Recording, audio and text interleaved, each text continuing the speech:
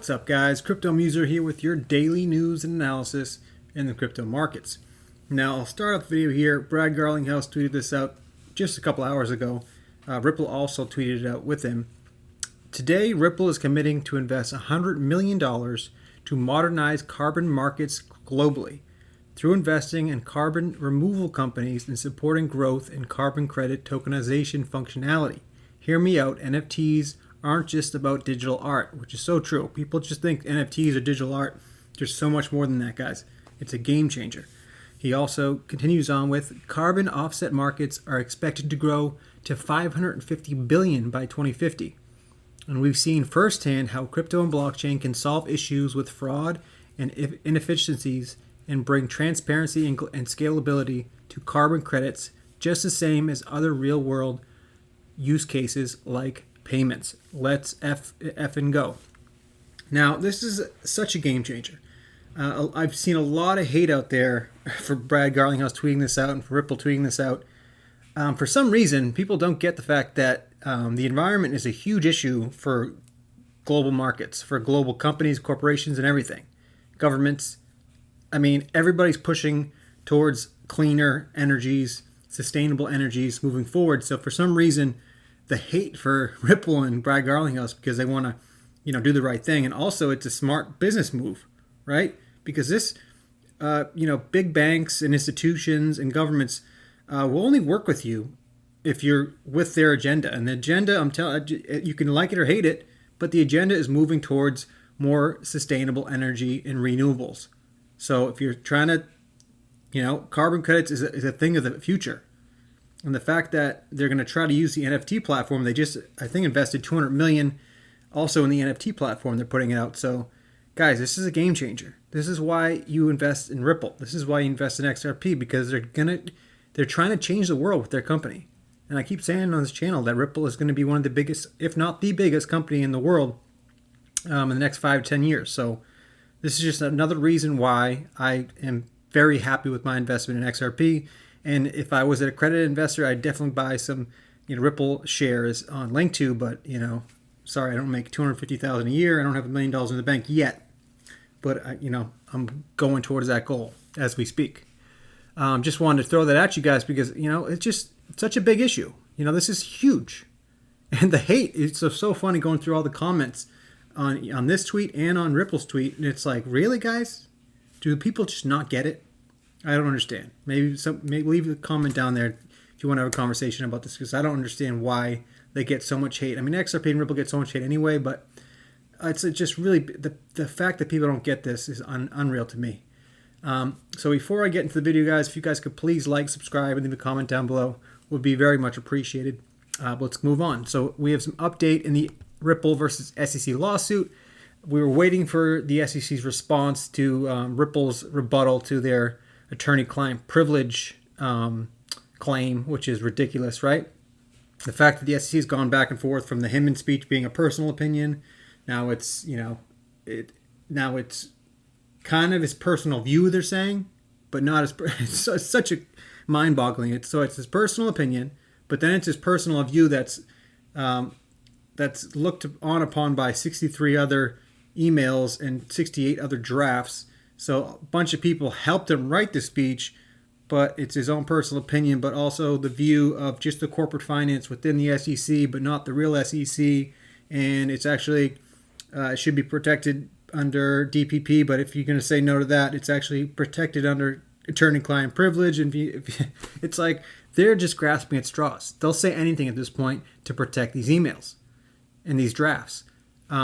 It's just kind of funny at this point, like the fact that the SEC looks so bad on each turn, on each brief, each filing. I mean, to be the SEC right now is not.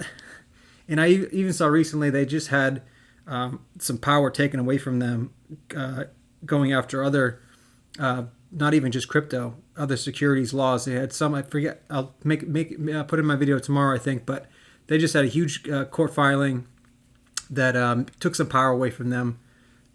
Elsewhere in the finance world. So it's not looking too good for the SEC at this point. They're losing power. People are losing faith in the agency. And, why would people have faith in the agency, right? I mean, it's run by Gary Gensler, who's just obviously working for the big banks, does not care about investors. The fact that he claims to be protecting investors is just ridiculous at this point. I think everybody knows that he is not. He's doing everything but that. So it's laughable at this point. So let's hear what Jeremy Hogan, the attorney in the XRP community, said about this. I'm not sure if this brief by the SEC arguing attorney-client privilege is laughable or genius. I will hand it to him, though. He goes for it with the gusto.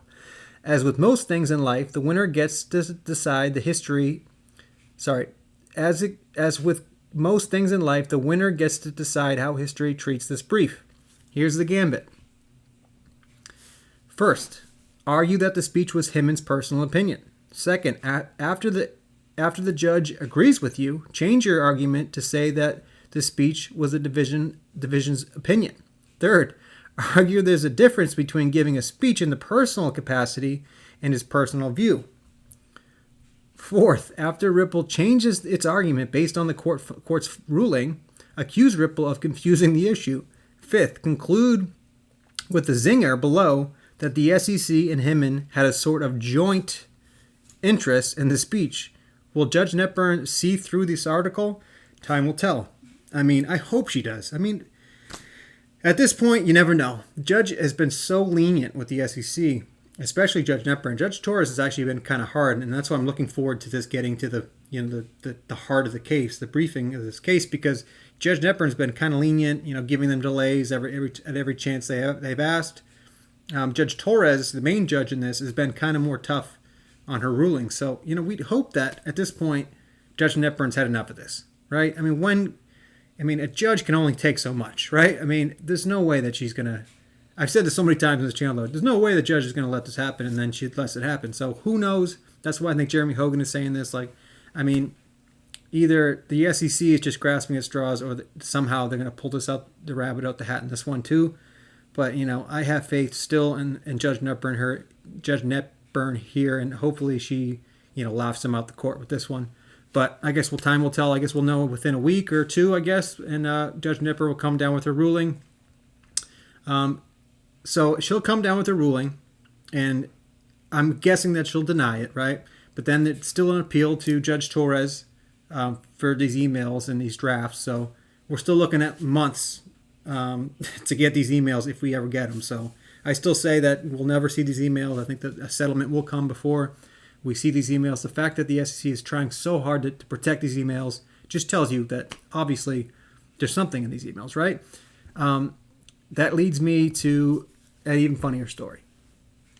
So, Gary Gensler, what does he want? The SEC needs a higher budget to better protect crypto investors, Gary Gensler told U.S. lawmakers on Wednesday. So, are you serious? So this is what I tweeted. When I saw this, I was like, are you kidding me? So I tweeted out something pretty hilarious. Is Gary Gensler for real? Let's give him more money from taxpayers to then hurt more taxpayers. Are we serious here? And Tom Emmer, the great congressman from, I believe he's from Minnesota. Gary Gensler, you put all the SEC's taxpayer-funded resources into crypto crackdowns. Now you don't have the funds to do your actual job, so you're asking Congress for more? You've got to be kidding me. I mean, this guy has no shame, right? He wants more money because and I was thinking about this the other day, right? We always talk about how the SEC is hurting business for Ripple, right? But we never talk about the fact that Ripple is hurting the SEC, and I think the SEC really thought this was going to be a quick battle, right? And even, I think Mark Phillips here even says it perfectly. They didn't expect this fight from Ripple. I think Gary was counting on having a big settlement from Ripple by now, and lots of money for the SEC. How's that working out for you, Gary? I think he thought this was going to be a quick settlement. He was going to get maybe 50 to 100 million, maybe even more. Could have been the biggest. I mean, I still think it's going to be the biggest settlement in SEC history. It could be 200 million. And I think he thought it'd be done by now. He'd have plenty of money to go after the exchanges and other companies or whatever. But he did not expect. I actually tweeted down here. I think you're right about this. They were definitely unprepared, and they didn't expect Ripple to fight this hard, and they definitely were not prepared for the XRP community. I mean, it's so true, right? I just think that with every everybody that the SEC has ever gone after in the history of the SEC, that every company just rolled over and settled and paid the fine and moved on. But Ripple, they want clarity, so they will not settle without clarity. And here's the thing, Fred Rispoli, I think his name is Fred Rispoli. He's the attorney that started a lawsuit against William Hinman and Jay Clayton, but then dropped the lawsuit because he wants to wait. He still said he's gonna file the lawsuit later in time. But John Deaton actually talked to him and said, we'll wait until we get more evidence. Wait to see if we have Congress steps in and starts an investigation themselves. But he tweeted this about this whole thing. I've mentioned this before. The SEC cannot drop the case because of Fed.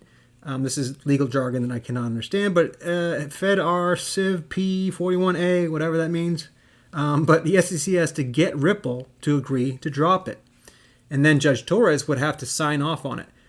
Now, no way Ripple agrees to dismiss without clarity when it is killing the SEC. So what he's saying there is there's no way that the Ripple will agree with the SEC to drop the case unless Ripple has clarity with XRP moving forward. And the fact that Ripple is beating the SEC, blatantly, obviously beating the SEC in this case, why would they agree if they don't have clarity with XRP? So they will, the Ripple will keep on with this case until they have a good enough settlement. And I believe that, I think the SEC has tried to settle this already, and they just weren't. Ripple's like, no, those terms they're not good enough. We want clarity for XRP moving forward. And the SEC won't give them that. So Ripple's like, you know what? Then we'll keep going. Yes, we're losing. We're losing on business in the U.S. But if anybody's noticed, they've been continued with. They just signed a new deal with Lithuania, with Bhutan, to work on their CBDC together. I mean, they're going about business around the world like this lawsuit isn't even happening. So yeah, they're getting hurt in business in the U.S., but they're also hurting the SEC's pockets, right? Like I just talked about before. They said they need more money to go after crypto to protect more investors. But Congress is seeing right through that. I don't believe they'll get more money, especially with the midterms coming up. I don't think even the Democrats can afford to give the SEC more money. They just gave, Ukraine another $50 million or $50 billion. They can't afford to give the SEC any money, especially when, 90% of the crypto space is saying that the SEC is hurting investors. I mean, that would be like political suicide for them to give them more money. So I'll end the video with this one last thing. This is kind of interesting. So I saw this interview with Charles Gasparino on Fox Business. And for some reason, I guess it seems that, I didn't see this anywhere else, just on this interview, Charles Gasparino says that somewhere in those emails, I guess he has an inside source that he's not going to tell anybody because, journalists don't give up their sources. But he says that there were emails with that Hinman speech that people said that XRP was a currency, that the SEC actually came to the conclusion that XRP was a currency and was one of the only cryptos that was actually a currency. If this is true, if this is a real thing, I mean, that would blow the whole case. The whole lawsuit would be blown up after this. If the SEC actually came to the conclusion that XRP was actually a currency and not a security back in 2018, I mean, let's just listen to this real quick and listen up at the end of this interview when he says that XRP, said that XRP was a currency. Central to the case as to whether XRP is a currency or an investment asset. Right. I'm going to do this kind of quick because we want to talk a little bit about Tesla because that's a huge story right now. Twitter. And Twitter. Excuse me, Musk and Twitter. Listen, Hinman gave a speech, I think, in 2018, which essentially is key to this case. The XRP people, Ripple people who are being sued by the SEC, said that speech was dogma at the SEC, it was SEC policy, and it showed that their suit against XRP and Ripple is biased, and they have favoritism towards other cryptos, namely Ethereum. That speech is key to this case for Ripple proving its case. Why is Ripple slightly ahead in doing that right now? Because the documents are coming out that that Bill Hinman did not make that speech on, at least it's suggesting, I can't say what's in his mind, But Bill Hinman is arguing, the SEC is arguing, that those were his opinions, that he just said his opinion. It wasn't SEC policy. New documents are out that suggest maybe it's not just his opinion. It was SEC policy because he circulated the speech to something like 68 people inside of the SEC. Indicating that Ripple is a currency? Yes, well, indicating that Ripple is likely a currency. The other ones aren't. Thus, in the Ripple's mind, that shows bias against Ripple by the SEC since its characteristics are similar to Bitcoin and Ethereum. This is how it's a little complicated, but if you care about XRP in this case is probably going to set the tone for crypto regulation going forward. Just so you know, if XRP wins and Ripple, they beat back the SEC, SEC is not going to be able to go after anybody again.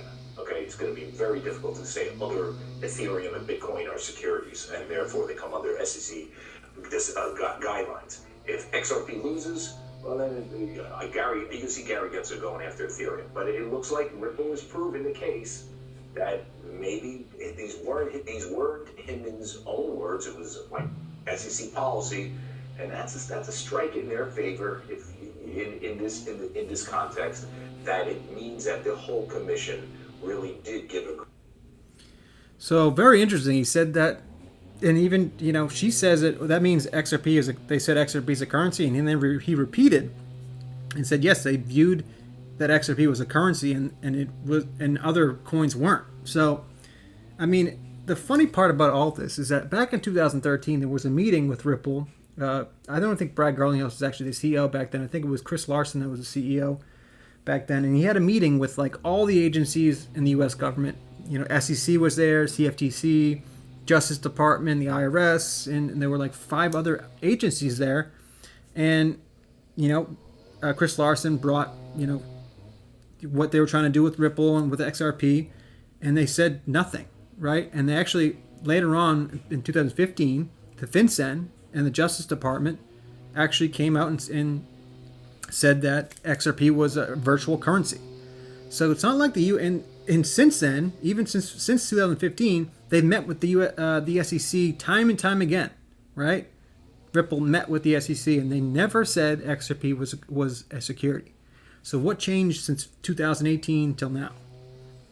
Nothing. It was obviously, it was just basically a hit on Ripple, the company, and they never thought XRP was a security. It was proven that XRP wasn't a security years back. So this is just a hit job on Ripple. I'll get into more ETHgate stuff, I guess, in another video. But, I mean, at this point in time, guys, we know that Ripple is going to win this case. We're just waiting, basically. With the markets, in turmoil right now anyway, I mean, we have some time, right? But in the meantime, this case will probably get into the next couple of months. Like I said, I still see a settlement coming sometime in the summer, probably August, maybe September. But, I mean, this is heating up every day. So I'll keep on giving you guys the updates when I get them. And thanks if you guys that's watched the whole way through here. I know it's a long one today. But if you guys could please like, subscribe, and leave a comment down below, it'd be very much appreciated. But remember, I'm not a financial advisor. Please do not take anything I write or say as financial advice. This is for educational purposes only. And thanks, guys, and we'll see you on the next one.